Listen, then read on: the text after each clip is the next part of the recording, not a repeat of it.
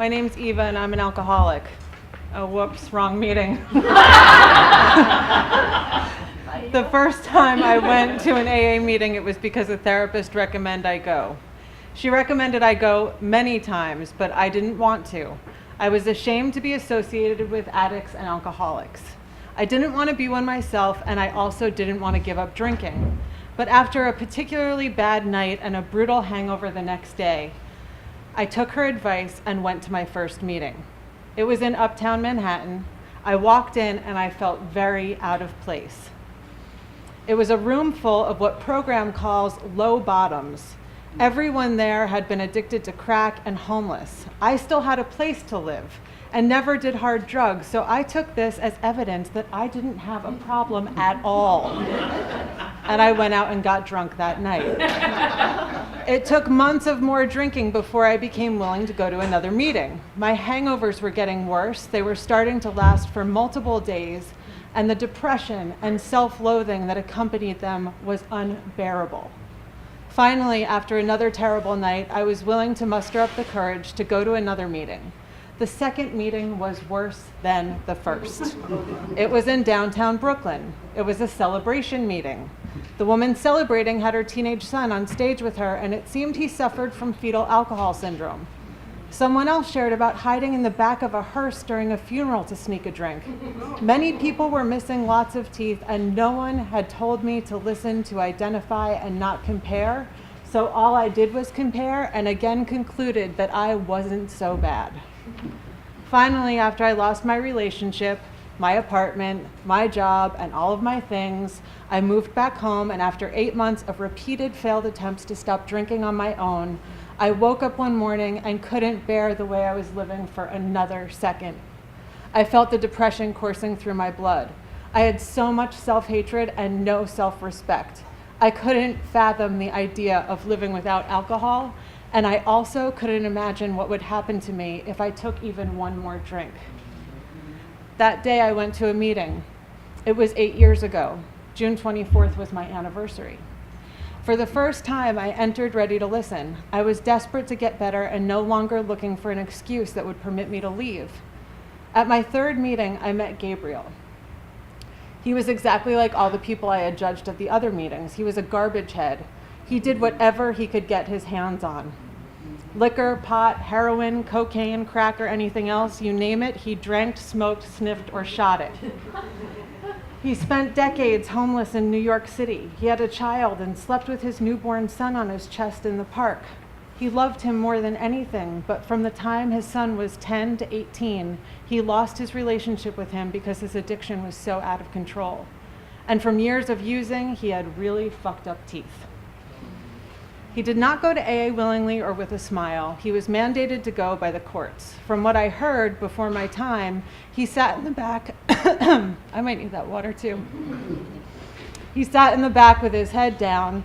He was angry he had to be there, but he kept showing up. Thank you.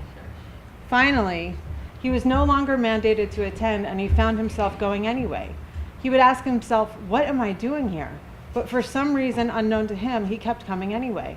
By the time I got there, he had been sober for 5 years, got a place to live, and rebuilt the relationship with his son that had been damaged for so long.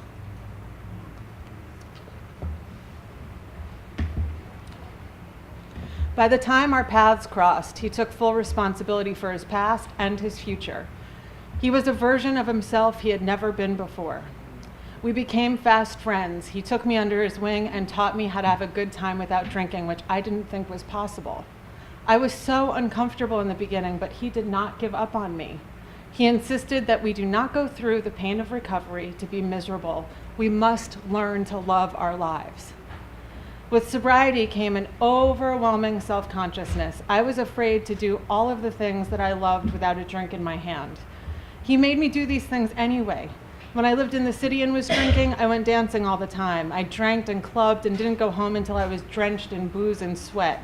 I no longer felt comfortable in bars and clubs, so Gabriel brought me to these crazy out there dances held in a tent in the middle of the woods. They were nothing like the clubs I was used to going to in the city. There was no booze allowed at these events, and still people let loose. I mean, old hippies rolled on the floor in electric blue unitards and tie-dye genie pants kind of letting loose. They skipped and hopped and danced to their own beat, literally. We would laugh our heads off and we would dance. We would dance all night long without a drop of booze in our system. And even though it wasn't quite my scene, I felt like I was given permission to do anything there. When I had 1 year sober, I asked Gabriel to give me my coin. He said he was honored. He said it was such a big deal to reach the first year that he wanted to wear his 3-piece suit. He may not have been homeless anymore, but he was still not the kind of guy who left the house in a suit.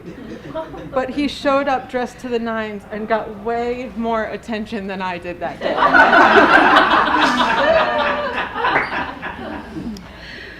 Over the years, we graduated from the freaky dances in the woods to salsa dancing, which I liked a lot more. We would drive all over the county wherever salsa music was being played. And for the first time, I was able to let someone else lead. I had always been a control freak. I still am a control freak. In my life, I always tried to take hold of the reins, but with him, I was really able to let go. He came to every celebration of mine in the first 5 years of my recovery, and I to his. But after 5 years of friendship and supporting each other through sobriety, he suffered a personal tragedy. John, his brother-in-law, died suddenly. He was drunk and sailing with his adult son. John fell off the boat and drowned. He and Gabriel were very close, and Gabriel was distraught. He didn't want anyone to see him sad, and he didn't want to talk about it. He stopped coming to meetings and started isolating. He managed to stay sober for about a year without going to meetings. We didn't see each other often, but we would talk on the phone once in a while and get together on occasion. But before long, he started smoking pot again, and very soon after, he was on a drug run. During this relapse, he was diagnosed with pancreatic cancer. It's one of the fastest growing cancers, and he declined very quickly.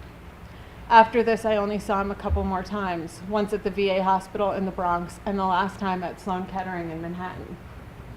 At the last visit, he said when he got out of the hospital, he wanted to go on a cruise and go dancing again. He was so weak, I had to push him in a wheelchair. I knew we would never dance together again. When it finally came time to say goodbye, he sat up in bed. I told him that I loved him and gathered my things and started to walk out of the room. He called to me, "Eva." "Yes," I answered. "I'm not worried about you because you do exactly what you want with your life." I walked down the hallway and thought, that's because you taught me how. Last year, we held his memorial service on the actual day of my 7th year anniversary of being clean and sober. In my heart, he was still there with me, wearing his 3-piece suit. This year, on my 8th anniversary, I went and spoke at a rehab center for women in early recovery. The way I can have him live on in my heart is to continue passing to others what he so generously shared with me.